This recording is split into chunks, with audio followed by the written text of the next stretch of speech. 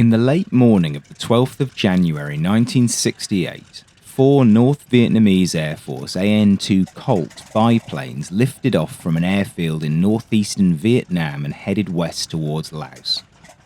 Although the VPAF is most famous for its MiGs, it also operated a variety of other types that it used for liaison and transport. The ubiquitous Colt was one of these aircraft. The Soviet Union made more than 18,000 of them from the late 1940s until 1991.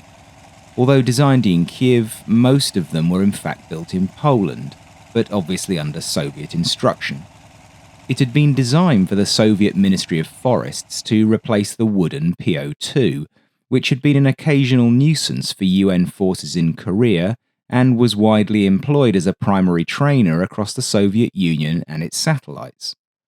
The Colt is a rugged, all-metal biplane, powered by a 1,000-horsepower radial engine. It's 40 feet long with a span of 56 feet, and it weighs 11,900 pounds at takeoff, of which up to 4,000 pounds is cargo and passengers. I say all of this because in a short while I'm going to introduce the makeshift air superiority fighter that the US would employ that day in January 1968. Size and performance comparison is thus important. And performance, it must be said, is not the Colt's strong suit. It is, to put no finer point on it, slow. Maximum speed is a pedestrian 160 miles an hour, and that requires the aircraft to be only lightly loaded and at medium altitude. It could climb to just under 15,000 feet, but only at 690 feet per minute. Range is about 500 miles. Despite its woeful performance versus a 1960s strike aircraft, the Colt did have one tactical advantage. Since it had been purposely designed to monitor and patrol sites on the ground, it was able to fly extraordinarily low. Because of this, the VPAF did occasionally use the Colt as a makeshift attack aircraft. This was one of those days. Needless to say that the Colt's armament was also suitably makeshift. Holes had been drilled in the floor to allow 20 120mm mortar bombs to be dropped. Simple hinged doors attached to a lever in the cockpit allowed the holes to be faired over in flight, or bombs to be dropped from them. Clusters of a dozen 57mm rockets were hung under each wing, and there was a 7.62mm RPD machine gun in each door. 4 of these lumbering aircraft were now on their way towards Lima 85, the denizens of which were blissfully unaware of what was about to arrive. The fact that there was danger afoot was unlikely to have come as much of a surprise, though. Living and working at Lima 85 came with a level of risk experienced by few other assignments in Vietnam. On the plus side, Lima 85 was on top of the 5,800-foot tall Phu Pha Thi mountain, which afforded some inherent defensive solidity. It was for this reason that the CIA had originally established a command post there in 1966. Their intention was to host and coordinate CIA officers and locals who were acting to disrupt the operations of the PAF at Laos and the North Vietnamese. Height was, however, the only upside of its location. The site was remote and only 150 miles from Hanoi. Resupply and reinforcement was only possible via a short dirt strip cut into the hill about a third of the way down from the peak. Air America periodically flew in supplies on Hueys, CH-3s and Chinooks. On occasion, combat search and rescue helicopters would also set down to refuel. It was the airstrip that first bore the name Lima 85. The installation above it adopted that name because nobody could be bothered to think of another one. In August 1966, the site started to expand. A TACAN system was added to help US aircraft navigate more accurately over North Vietnam. Its equipment was powered by diesel generators on the summit. Then, in March 1967, the Combat Target Program brought a specially designed helicopter transportable version of the infamous MISQ-77 system to the site as part of Combat Sky Spot. In case you're not familiar with it, Combat Sky Spot was a blind bombing system that allowed aircraft to drop ordnance at night and in bad weather. It resulted in many patches of jungle being turned into matchsticks. Later that year, Operation Heavy Green installed a more powerful and precise version of the system. Doing so meant blasting a large area of the peak flat and then adding more kit, a better and more stable power system, and a handful of defensive bunkers. The new equipment enabled an operation called Commando Club. A detachment from the 1043rd Radar Evaluation Squadron ran the site, posing as Lockheed employees. They planned bombing raids and then directed them, based on location signals received and transmitted on the Reeves Bomb Directing Central at the site. Bombers would fly over Lima 85 and then head towards their target on a straight course. As the bomber neared their target, the Bomb Directing Central's analog computer would calculate their track and indicate where bombs should be released. This information was then automatically communicated to the attacking aircraft. All the pilot had to do was hold his course. The system became active in November. It directed 5% of the strikes going into North Vietnam that month. That's 21 sorties. December was the first full month of operations, and 87 strikes were managed out of LS-85, 21% of the total. In January, it directed 52 strikes, which was 15% of the total. The general assumption about blind bombing was that it was of limited effectiveness. Although that was definitely true further south, as it was banned from use within 1,000 yards of friendly troops, targets up north tended to be things like railway yards that were easier to hit, and the attacks were thus causing damage. Barrel roll strikes in Laos simply had looser rules of engagement. There were fewer friendlies to hit. The circular error probability in the first months of operation was about 850 feet, in case you're wondering. One way or another, the VPAF decided, or rather it was commanded, to destroy Lima Site 85. Since they didn't want to risk valuable MiGs and even more valuable pilots on such an endeavour, they chose the more expendable Colts for the task. These could be flown by much less experienced pilots. At about 1:30 p.m, the 4 Colts approached their target. They split into 2 pairs. One pair would make the attack, while the other pair circled nearby. Their task was complicated by the fact that although they knew where the site was on the mountaintop, they didn't know its exact layout. The buildings were also camouflaged and therefore not easily seen from the air.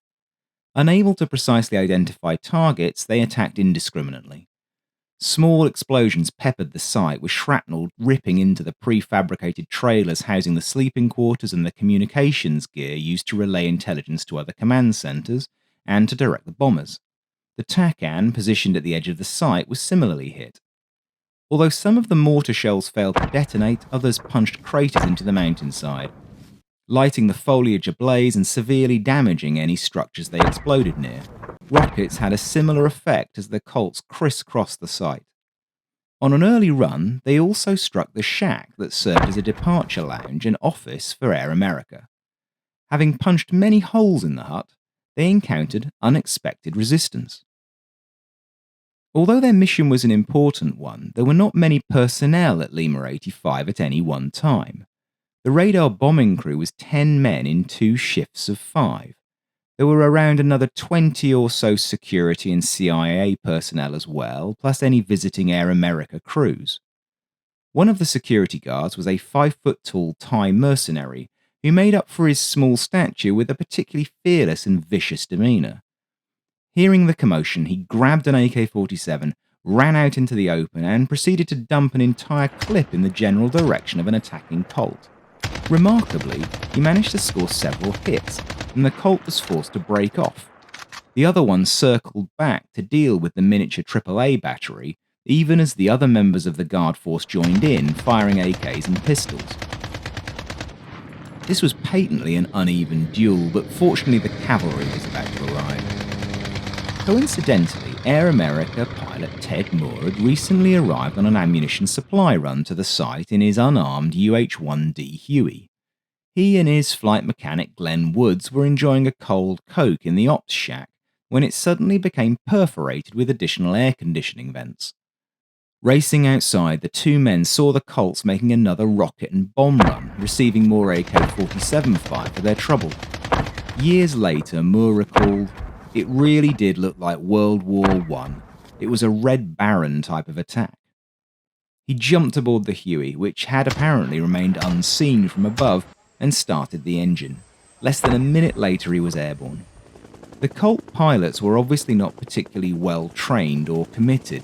Having taken fire, they decided that discretion was the better part of valour and elected to bug out. Moore and Woods, however, were not about to let them escape. They were apparently unperturbed by the air combat potential of their aircraft, or lack thereof. The UH-1 was a constant presence in the Vietnam War.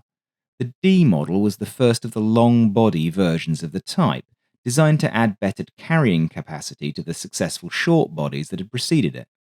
The UH-1D was 57 feet long and weighed about 9,000 pounds on an average takeoff. In optimal trim, its maximum speed was 135 miles an hour, and it could climb to 19,000 feet at nearly 2,000 feet a minute. Moore and Wood's Huey was lightly loaded. There was no cargo and only 2 people aboard.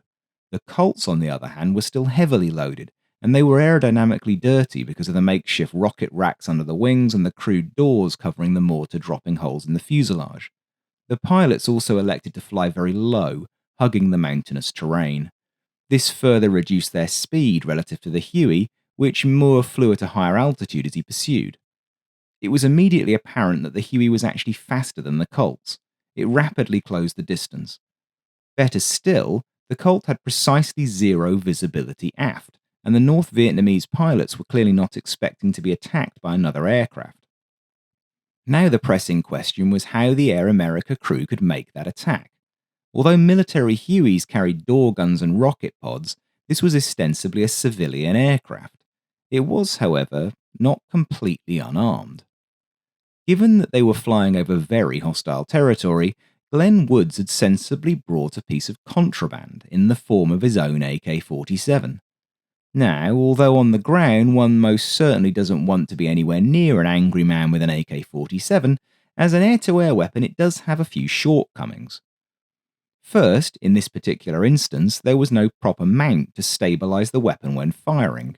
Given that it was to be fired from a moving aircraft at another moving aircraft, this was probably the most serious issue that Woods was about to face. The other obvious problem is the AK-47's small 30-round magazine, which compounds the challenge of the lack of a stable mount. Accurate shooting is needed if you have to reload all the time. But given that it was shooting at a biplane, it's quite useful to compare the AK-47's ballistics and general capabilities to something like a World War I aircraft machine gun. In this instance, we can use the Vickers 303. These two weapons are actually quite similar in some respects. Their muzzle velocity is about the same at around 2,500 feet per second. The Vickers has a slower cyclic rate at 500 rounds a minute against 600 for the AK, but of course the Vickers could be belt-fed. A Vickers bullet is heavier at 10 grams versus 7.9 in the AK. Neither of them are explosive, of course. It was also longer and being fired from a longer barrel, which gives it better ballistics. So you'd probably rather have the Vickers in a World War I style fight, but the AK-47 isn't a total disaster as an air-to-air weapon. Glenn Woods was about to try it out.